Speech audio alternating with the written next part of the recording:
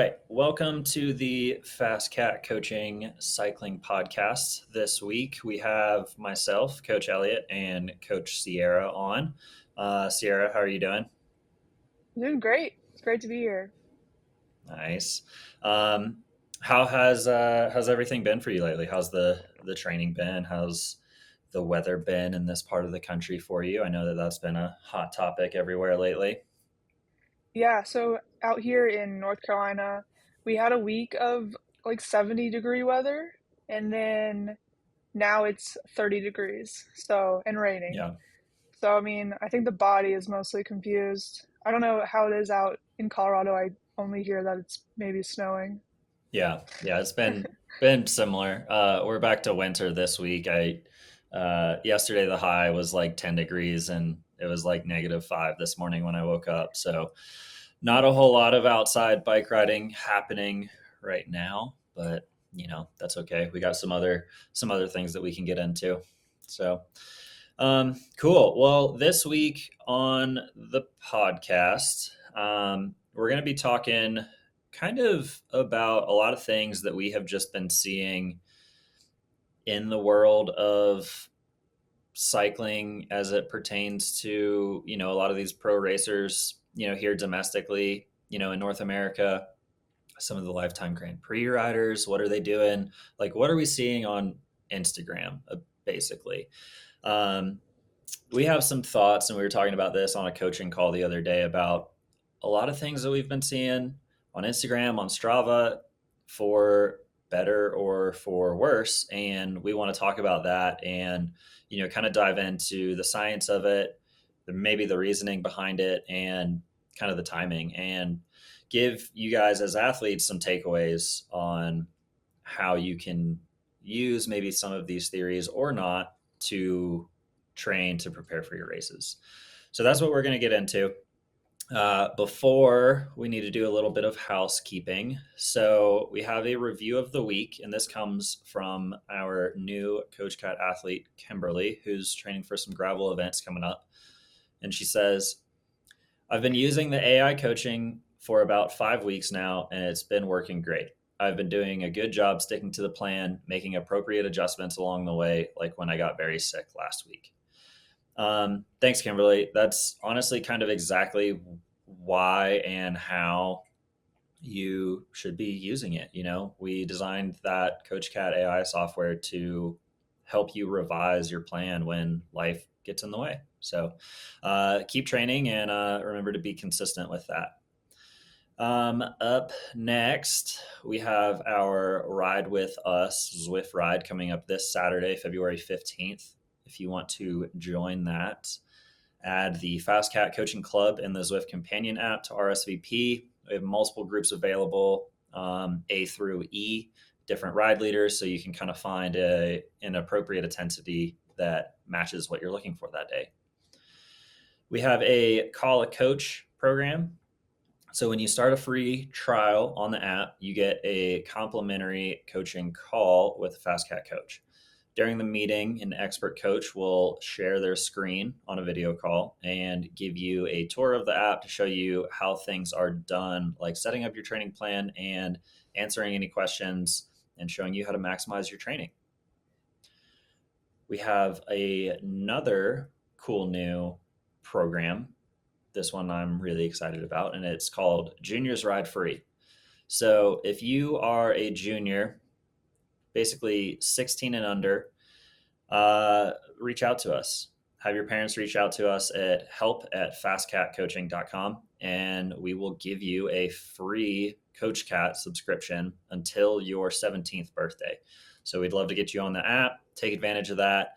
And you also get access to the Call a Coach program too. So you can get free access to the app and have a good coaching consult to kick things off. Lastly, we have 2 Steamboat Gravel entries available. If you are a Fast Cat athlete, whether it's a one-on-one or Coach Cat, or you would like to be a Fast Cat athlete, reach out to us and we'll give you some details. We would love to see you in Steamboat this June, I think is when the race is. I keep getting that wrong. We have a good crew there, and yeah, it'll be a fun one. So check that out. Reach out if you have questions. All right. So now that all the business admin is done, let's get into the good stuff. Um, all right. So, Sarah, what have you seen on Instagram lately and Strava from the big time pros? What kind of trends have you been seeing? Yeah, so I just like to point out it's funny how we're all connected through these interwebs, and so we kind of all see similar data points and similar kind of like feedback from the high level end of riders. And so I just think it's interesting how like that's like a point of reach now. But Hmm. I think I I guess I've seen a lot of, I can only think of like maybe a couple really like parts that I've seen where there's been like kind of like a camp, I would say, of people. Like it's kind of like a people that all like feed off each other or all like in the same like circle, and they'll do um like a 30 plus hour, which is I guess like the topic of this conversation, but big weeks and kind of like pile them up. And that's I've seen that mostly from the male end spectrum, and for the women, I've seen less of that like volume focus. I think for the women, what I've seen is more of like progressive build, where they've been like, this is an 8 week cycle, and we're building like through it, and they're less. I've seen less like numbers given out by them, so I can't like really say like exactly how they're what the hour is for them, but I think it's like upper 20s. So it's a lot of like high volume. So I don't know if you're seeing kind of a Yeah. similar thing. Yeah. I feel like this year of all the years, like the number of 30 plus hour weeks that I have like seen, it's like 200% higher than what I've seen in the past, you know? I'm seeing a lot of these riders. I've seen 35-hour weeks, I've seen 37-hour weeks, I've seen 40-hour weeks already from some of these like domestic pro riders. Um, and I think, the real question is this actually going to help them out and prepare them appropriately for their season? Or are they just trying to, get the views and get the engagement, um, on Instagram and on social media? Because, the amateur that's doing 8 hours a week, they're like, oh my God, like XYZ just did a 40-hour week and I just did 8 hours. Like, this is insane. And it kind of just perpetuates that cycle a little bit. Um, But, what we're going to talk about a little bit later is like, is that well timed and is that even necessary? Honestly, like my opinion is no. I think it's kind of a waste of time. I don't think that anyone really needs to be doing excessive volume like that, especially this early. And especially the way that racing has been trending, in North America lately. Things have been getting, more and more competitive and maybe even favoring kind of those upper intensities a little bit more. Um, but yeah, we'll kind of dive into that a little bit more, kind of lately or later into the podcast. But the thing to consider, I think, here with the volume is again, it's timing, right? You only have so much bandwidth, mental and physical energy to kind of put towards this.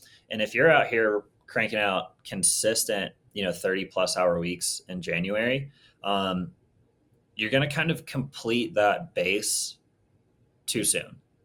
You're going to come into February, March, and basically be peaked out on your volume and kind of be forced to transition into the next phase of training.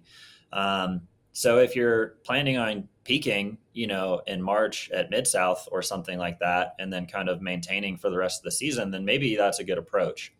But, if your main events are Unbound, Leadville later in the year, maybe that's not the best approach. So yeah, we can get into that. Um, yeah, any other thoughts that you have on No, that? I love the hot take. Um, I definitely I think that there's a few aspects of it. I would love to hear kind of what like if you so okay, let me give this as an example. Like if you had an athlete, Elliot, that did 30 plus hour weeks in January, what would you then like progress them to do? Like, Oh, um, right. Like that's a really good point. Like where do you go from there, right? Like in January, like what do you do in February? Like what are their races? Um, man, it's really tough. I would probably like to see kind of like a higher intensity block and maybe something emphasizing like threshold. So threshold development, time to exhaustion, extending that amount of time that you can spend at threshold. That's probably, where I would go with that next. However, it's really tough because we're playing with multiple kind of levers, right? You have the volume lever and you have the intensity lever. And both of those multiplied results in like your weekly training load. And it's ultimately the weekly training load that we are after. And, when you're doing a 30 to 40-hour week, your intensity is way, way low. And that's how you get the ability, physically to ride your bike for that long. And in order to do a threshold block, that intensity is going to be way up, but you're going to have to bring the volume way down. And that kind of bringing down of the volume, shedding a ton of fatigue, um, is kind of how you get into like peaking, mhm, you know? In a few weeks after that, like it might be March and you're going to be absolutely ripping. You're going to be the group ride or race hero in March and then kind of flat for the rest of the year. Um, right. Maybe you run out of steam and you have to take a mid-season break even in March, April, because you've squeezed that much training into the first third of the year. Um, yeah, it's really interesting. Um, I really like to put emphasis on the consistency and the progression here. So you made the note that from what you're seeing of like the women, they're having more consistent and more progressive builds. Um, that is what I really like to see. It's like, hey, we're going to look at this 3 to 4 week block as a whole, and we're going to try to step it up ever so slightly each week. You know, we're going to Mhm. end that block, we're going to rest, recover, and we're going to jump to the next. And it's like that next block, call it base phase two. We want it to be just a little bit more training load. Keep pushing. When you're doing Yeah, 30+ hour weeks, it's really hard to kind of keep pushing that progression up. yeah, I see what you're saying. There's definitely kind of like a you're saying like it's what we've talked about in the past, like the ceiling is hit so soon and it's you're then like fighting a plateau for Yeah. the beginning of the season. Um Yeah. and maybe just like running yourself too thin into the mid season and like kind of like you don't want to be like the athlete that's like stumbling into the mid season break. Hmm. So I think Yeah. that's Because I like a good mean, point. yeah. And, there's a reason that there's some seasonality to, endurance sports training. Um, Regardless of kind of what kind of day to day recovery you have, there's also a lot of kind of like, hormonal kind of biological things going on that force us to kind of adhere to these rest and recovery cycles, especially on like the big season page. I guess ultimately, like what we're saying is like kind of getting into like the realm of like potentially like risking like overtraining if you hold these really, really high peaks, really, really excessive numbers, um, for a really long duration of time. If you contrast it to the world, like some of the world tour training. So Ricky and Andrew on the podcast kind of talked about some of this last week. Um, you really don't see that high of volume in the off season from these guys. You see like 20 to 25-hour weeks. That's pretty consistent. And again, that's the key word here, consistency. Mm-hmm. Um, but what you see is,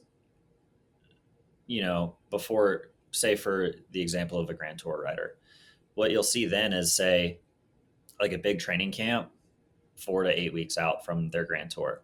And that's where they hit the really big volume. And the timing is really close in proximity to their key event because they're doing this, 2, 3, 4 week training camp, getting a really, really, really big overload.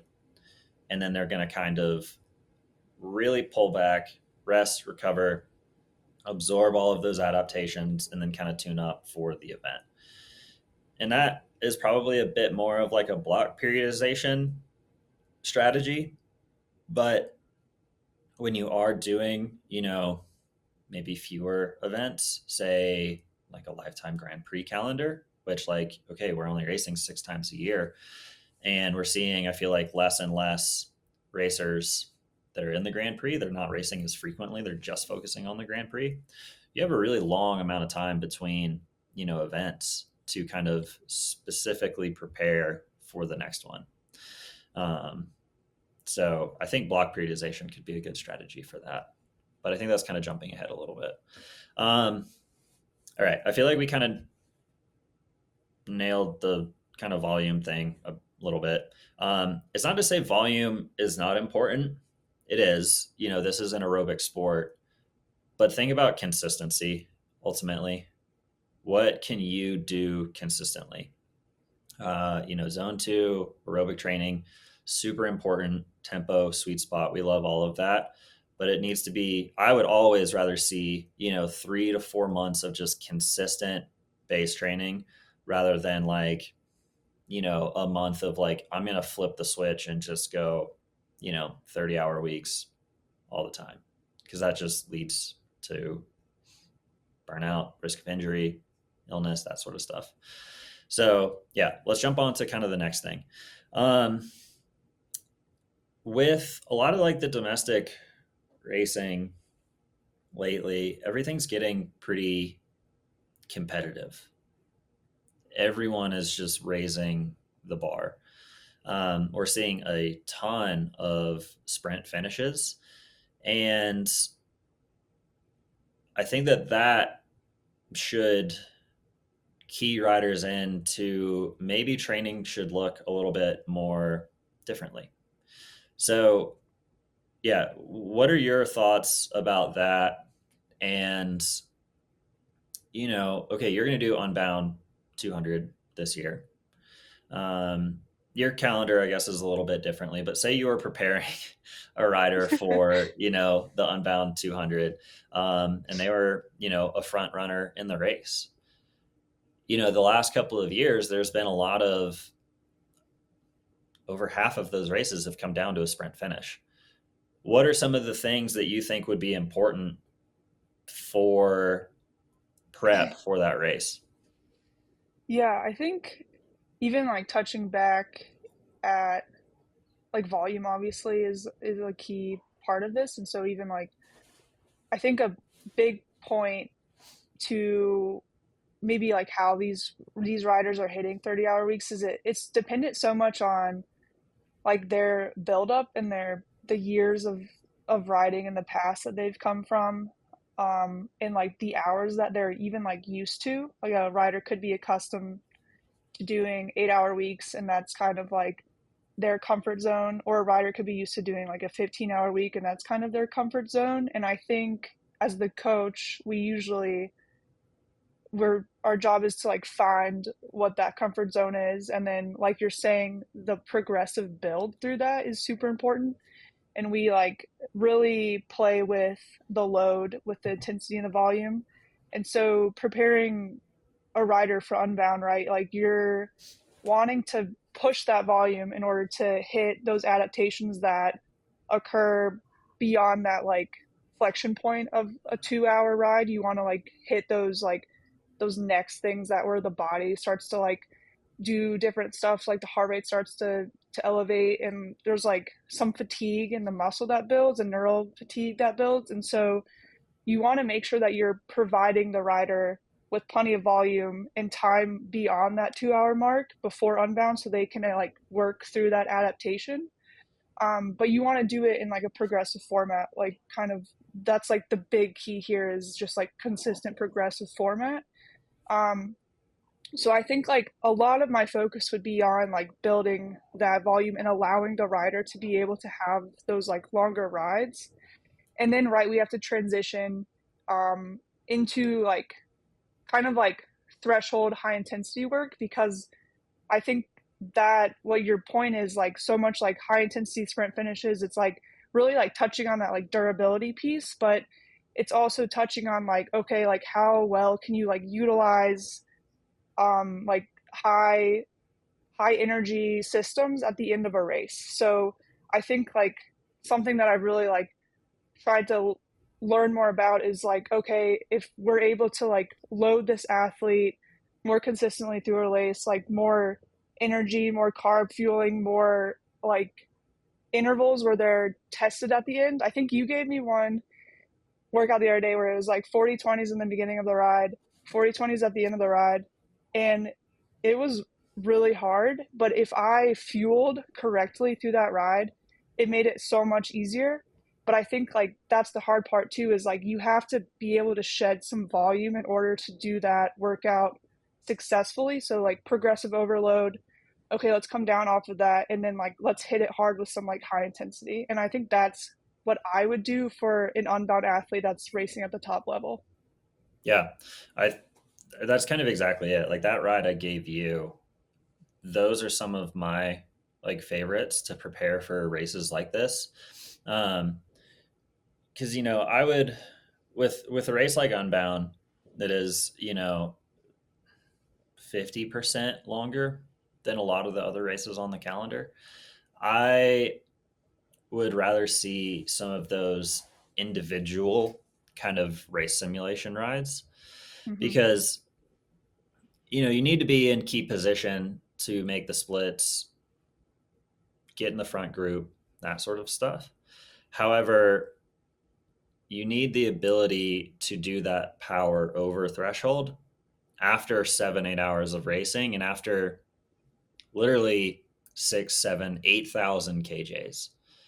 And while that consistency of you know 20-hour weeks and a bunch of 3-hour rides is really important and really good, I think that those race simulation rides are key.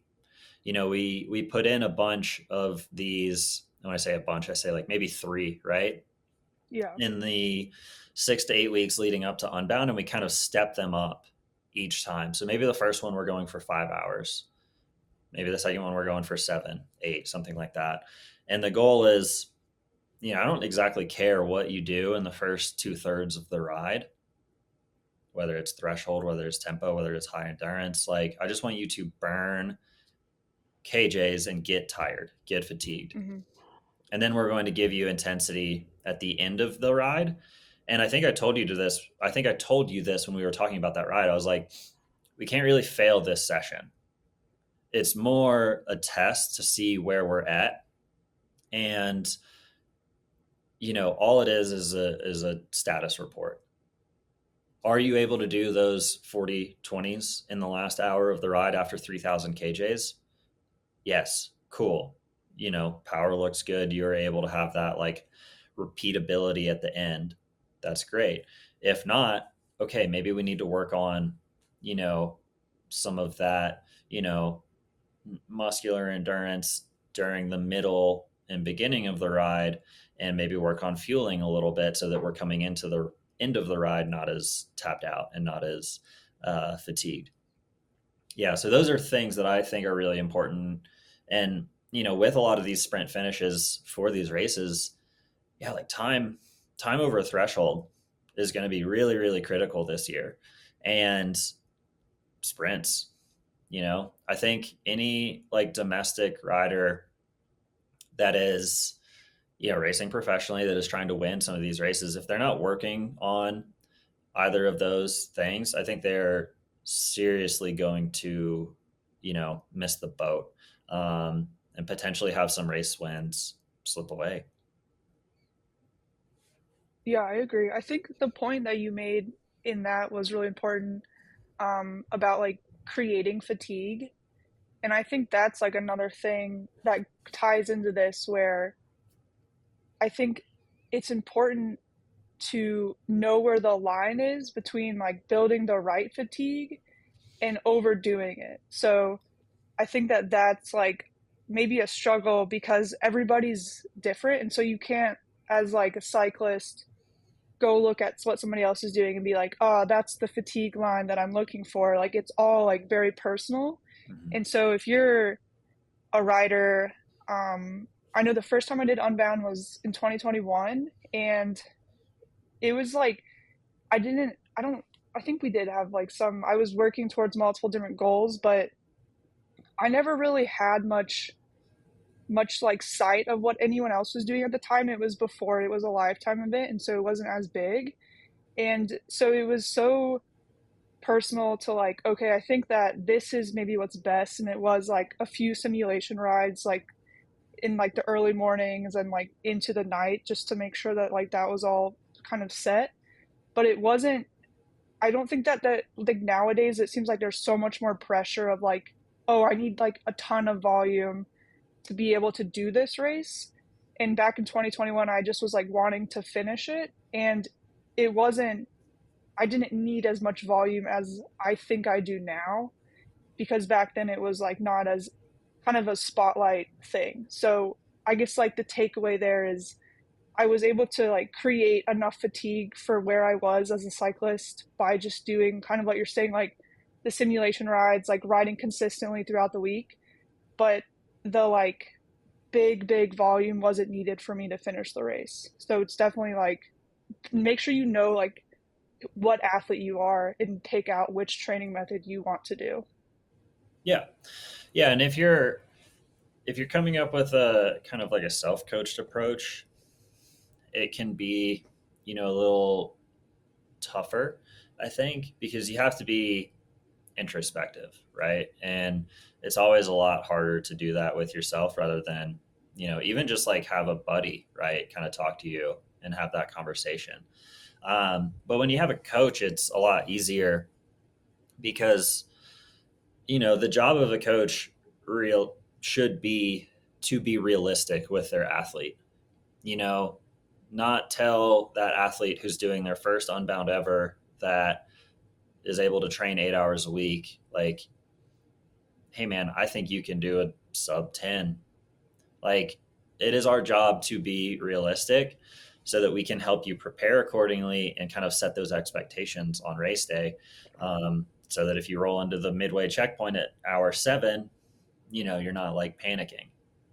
Um, but yeah, it's super fun. And yeah, Unbound is definitely a unique one because the demands and the experience can be so different depending on where you are, like in the field.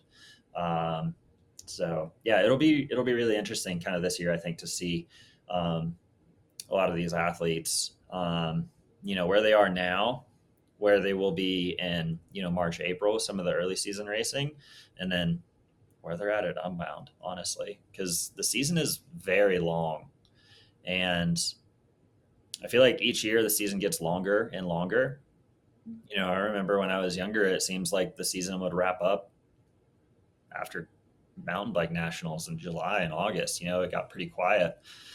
Whereas now, like, we're pushing into like September, October, late October, even November. Like BWR Mexico, I think, was around Thanksgiving. You race year round at this point if you want to. So, um, consistency, longevity, those things are really important for a season. Yeah, I think also, I guess like we don't want to get like too caught up on Unbound. I think that's like it's like a black hole you get like drawn into.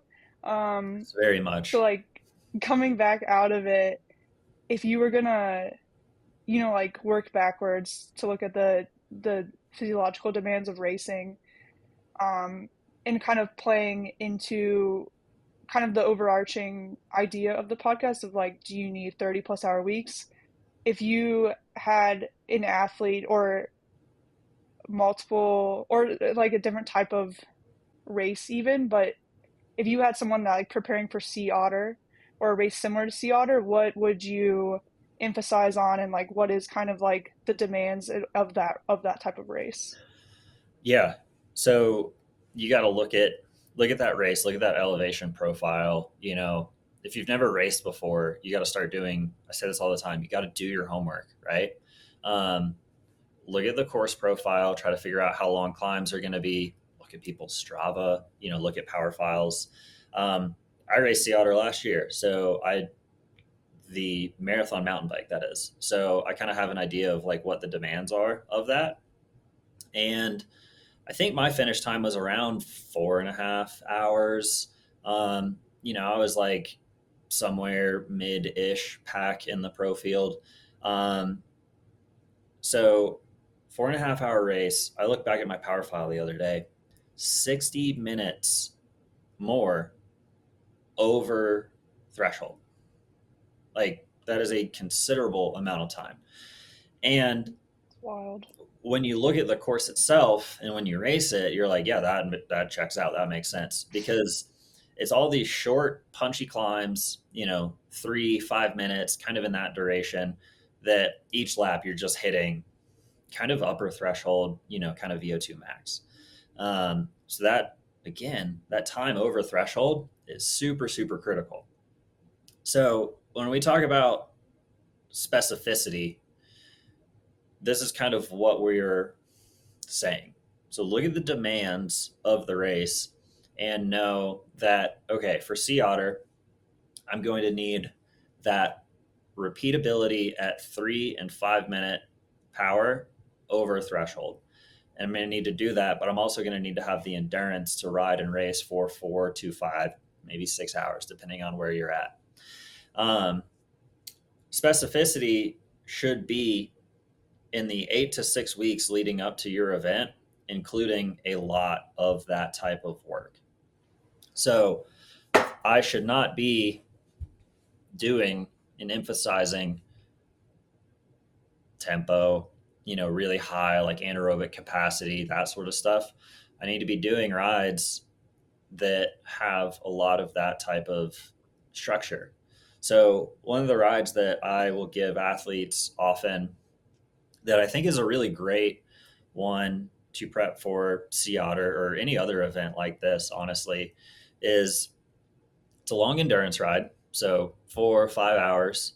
And depending on where they're at in the progression, 3 minute basically VO2, uh, every 30 minutes, every 40 minutes, every hour, that sort of thing. So that Mm-hmm. throughout the workout, we're accumulating anywhere between 15 to say upwards of like 25 minutes of kind of time and zone, and seeing if we can one repeatedly do that power, and then how does the power decrease over the duration of the ride. That's a really, really good prep for this type of race, and it's a really good way to progress that intensity and kind of time and zone. So that's something that I like to see for sea otter, and that would be a really good specific workout for a race like sea otter. When you like give that workout, do you see like a decrease, like how much of a decrease in power do you see, or are you trying to aim for like a certain like 5% decrease or something, or kind of like what have you seen, or like what have you done yourself and you've seen? Yeah, VO2s are kind of tricky. Everyone, really, really wants to focus on power, and uh, whereas realistically, power, like there is a certain expectation that power will go down, and that is okay as long as you are able to kind of hit that peak heart rate and feel like you're going over threshold and feel like you're going hard. Those are good signs. Ultimately, if you're able to check those boxes and the power is down 40 watts, I don't care. That's okay. I want you to feel like you have that sensation of, respiratory rate is absolutely maxed out. You're breathing, super, super hard. And the demand for breathing and oxygen exceeds, kind of the consumption of what you're able to bring in. Basically, that sensation of like being a fish out of water. That's what we want for VO2. And if the power's down, again, 30, 40 watts, a few intervals in, that's okay. Um, so kind of the key points there being like, as long as you can kind of get the power like at or over threshold, that's good. Heart rate up, good. Um, yeah, VO2 is one of those things too that there's kind of like a quick adaptation curve, I guess. So like the first VO2 workout, we talked about this with like the 40/20s the other day. Like the first VO2 workout, like Mhm. absolutely just crushes you into the ground, right? But you do the next VO2 workout and even two or three later, and you're like, man, I feel great. Like I'm feeling really good. The adaptations are coming along. The power's way up. That sort of thing.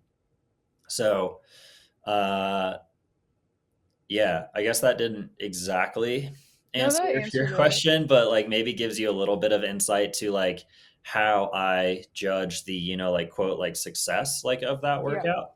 Um, so if I see, good kind of like competency with that, with six of these intervals, throughout the ride, maybe I'm going to add, two more and I'm going to kind of space them closer together.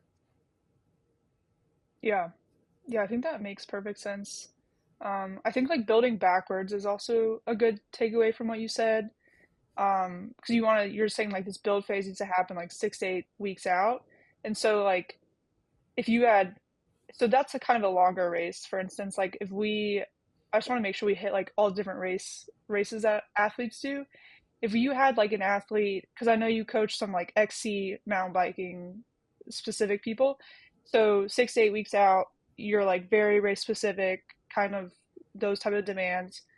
Prior to that, how much volume do you want people to do, or is it like kind of what we talked about, like very dependent on the person? So like further out from that like final block. Yeah, like if we were like pulling it back out to like January, or because it's like Yeah. I think the Okay. first races are like Puerto Rico or Yep. Arkansas even. Yeah. So that context is great because the first question that I'm going to ask is like, where are they in the season? Because if we're prepping for Nats in July, that's a different conversation than prepping for the Puerto Rico races in February, which are I think next week.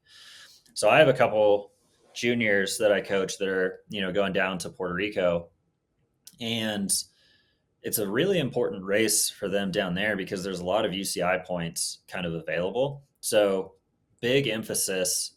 It's kind of a very funky setup. Really big emphasis on this race in like mid to end of February when a lot of these athletes haven't raced before.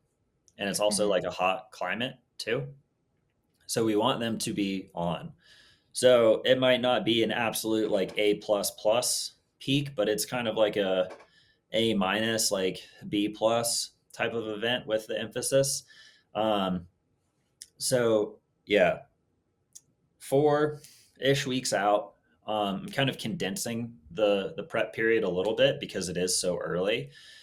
Those 4 weeks, we're doing a lot of like XC kind of focus. So it's a lot of high intensity, like start practice, threshold, kind of that 2 to 3 minute kind of like hill rep power, anaerobic.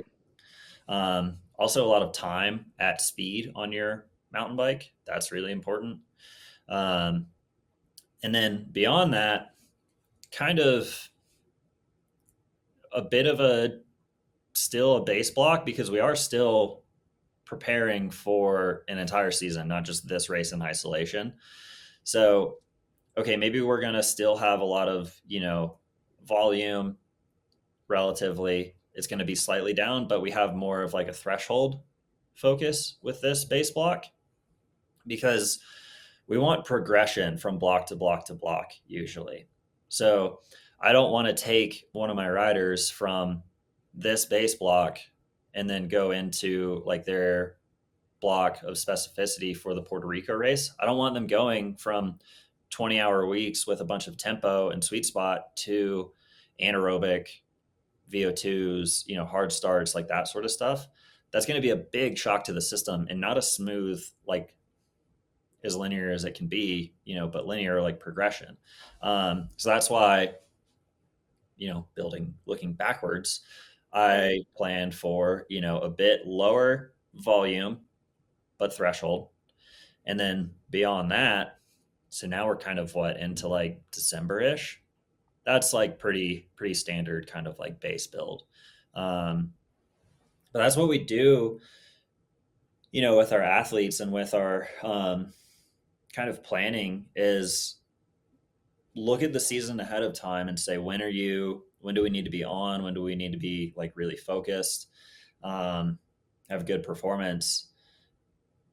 And even if that is middle of February, we're going to work with the amount of time that we have and say that's 12 weeks, we're going to build, 3, 4-ish week blocks into that kind of get you to that event goal. That accomplish what we need to do at the race in February, but also still gives us time to have the outlook with respect to the rest of the season.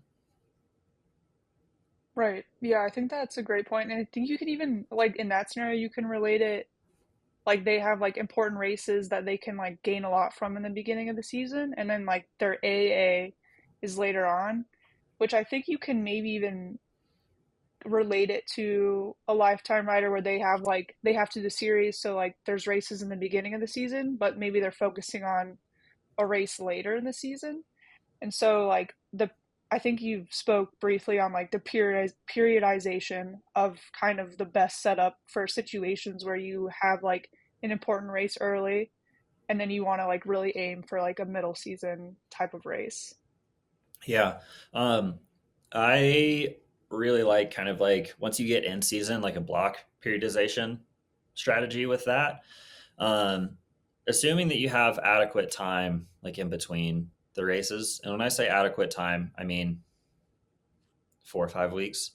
Um, so block periodization, I guess to boil it all down, is kind of a really condensed, basically take a 3 week block and condense 80 to like 90% of that, specifically like the intensity, into like a 7 to 10 day period. It's kind of like the training camp model. Yeah. So we're going to put this really big emphasis on this block, squeeze a ton of intensity into it, get a really big kind of overcompensation effect, essentially. Come out of that pretty close to like in the hole, recover super hard, and then kind of go on to maintenance mode. Um, so that's a really good way, I think, in season when you have adequate timing.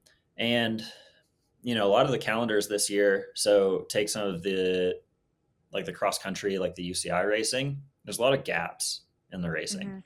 So that's going to be a strategy that I'm going to be using with some of my athletes for these, because hey, we're racing in February and we got to be on, but we also still need to keep building. And Lifetime Grand Prix is similar. They're going to race early April, 6 weeks, 7 weeks later, unbound. I don't think there's any racing in the summer besides Leadville. So that's nearly over 2 months. There's a lot of time. So, block periodization is a strategy that I really like when you have that time to kind of condense, a build period kind of into a mid-season kind of break from racing. Yeah. Yeah, and I think even you're saying too, like that block periodization also allows for like the focus of the race to be like really highlighted. Um, Even with like XC mountain biking, it's like high intensity, so like the high end super important. And then it's like kind of a big point of what we're talking about is it looks even like the lifetime, like long races, like the high end's also super important, just like the repeatability of it. Mm-hmm. And so in that structure, you're able to like really focus on that high intensity. Whereas I think if you like flip the coin, and if it's an athlete that isn't like in the pro field, or they're just like the amateur field, like if you are someone in that case where the volume is more important, like you can kind of like have a block of like where the aerobic system is being more adapted instead of the high intensity end. But I think so you can like utilize that format kind of across the board, but just like tweak it in the way that the athlete needs it to be. If that's like what you're putting down, if I'm picking it up correctly. Yeah, no, that's exactly kind of it. Because when you start doing that higher intensity training, it does become. I hate that I'm going to use this word because it's so buzzwordy, but it does become more polarized, right? Mm-hmm. Because I want I want it to be kind of like a light switch. When I give you that high intensity workout, I want it 110% quality. I want you on your A game so that you can smash that workout. And then everything else around it, I want pretty chill. So super easy zone one recovery restorative rides. Even your endurance rides, I probably want really, really low endurance so that you're not finishing them absolutely smashed. So really, really good quality. In that block periodization strategy, when you kind of go into maintenance mode, it kind of lends itself to that because you're doing 1 to 2 workouts a week kind of afterwards. You know, quality is really there because we're only doing one threshold workout every 4 or 5 days. Whereas the block is more of that kind of overload where it's like, hey, we're getting hit with like a lot of fatigue, really ramp the training load up. But then once we shed that, we start feeling really good. Right. Yeah. Yeah. Yeah. Definitely. I think if you do this correctly, you can like feel it, and I feel like we've, as an athlete, also just have done it in a different way. I think even like I think it'd be cool if you spoke on a little bit of like your approach this season, and also kind of showing the importance of, okay, I guess you can speak on like what your goal is like, but if it was Leadville, kind of like the amount of volume you're doing now is like reflective of if that would be like your A event. Yeah. Um, so yeah, like I would say I still have to get in, right? Yeah, Um, number but one. number one goal, get in. But hopefully I'll be racing Leadville this year, and that's in August. And that's kind of my peak event for this year, I would say. Um, so we're so far removed from that right now. I'm not doing 30-hour weeks currently. I'm Hot take. training.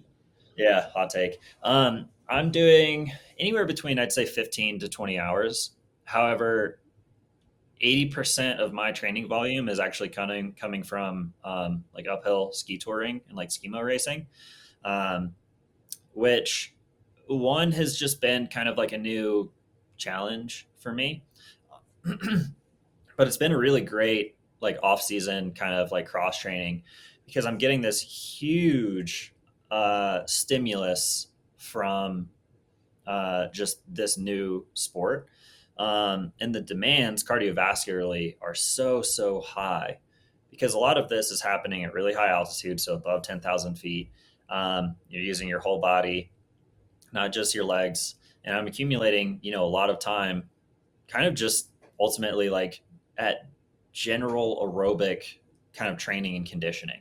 So I'm doing a lot of that. A lot of my riding right now is just honestly like zone one, zone two, maybe a little bit of like tempo sweet spot in there, and a lot of lifting. Um, I have been joking. I look back at my stats from January and I rode my bike like 25 hours, like Yeah. in the month of January. But I had, I think, over 80 hours of activity, um, which pretty good, like volume, nothing crazy. So, you know, but because I am not focused on being in peak form in March or April, that affords me the flexibility with my training, and it doesn't have to be super specific right now. It can be a little bit more general. Whereas come June, July for Leadville, I will be spending a lot of time on my mountain bike at high altitude, seeing how long I can hold sweet spot, testing power on climbs, like that sort of stuff. But yeah, right now in February, like I'm just having fun. I'm being very, broad in general. I'm doing a lot of cross training because that just makes sure that I have like a very strong and like durable and resilient body for the rest of the season. And mentally, it's been great. I've ridden the trainer like 3 times this entire like off season, and um, I have just been having fun, and it's been solid. So that's what my Yeah, training approach has looked like the last few weeks. yeah, that's awesome. I think too, it's like you're still getting like that time and zone, and you're still getting like such like an aerobic Yep. stimulus that it's like you're still building yourself as an athlete. And I think that's what's important is just like knowing that you're still growing even through having fun. I think like sometimes the stress is like too high and then you push yourself to, do something you don't enjoy. Um, but yeah, I mean, I've had some of my best years like with more cross training work, but it's just also because it's so like the time is so efficient. Like when you're schema racing, I just envision you like up high in the mountain somewhere when this is happening while I'm working. And no, I'm just kidding. And your heart rate is like probably very like not like pinned, but it's very like consistently, I assume, in an aerobic area. And it's like just like so effective. It's just like you're not like just like tootling around your bike. And I think that like comes into also like the importance of like, okay, if you focus too much on the hour per week, how much of that is like not really useful for you? How much of it is just wasted? And I think pulling back and being like, okay, if I'm going to spend my time more effectively, what do I want to do with that? And what can I do to get into that zone? So, like, if that's schema racing, if that's cross training in a different form, as long as you're getting like that time and zone, I think like add this part of your training into your A race, that's like makes perfect sense. Yep. Yeah, exactly. Like that quality of what does the training consist of is always, always, always more important than just the quantity. Um, so yeah, I think that that's a really great point, and making sure that you're kind of basically that quality, what your training consists of, is just in line with what phase of training you should be in, like what you're kind of working on. And you're exactly correct. Like I'm spending a lot of time just kind of like aerobically, sub threshold.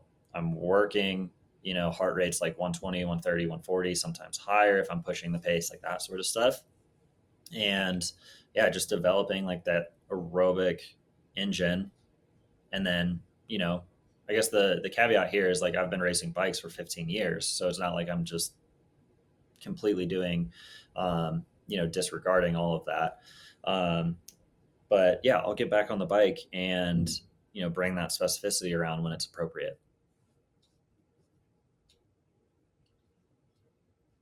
Perfect. Yeah. All right. Well, let's maybe start wrapping this up a little bit.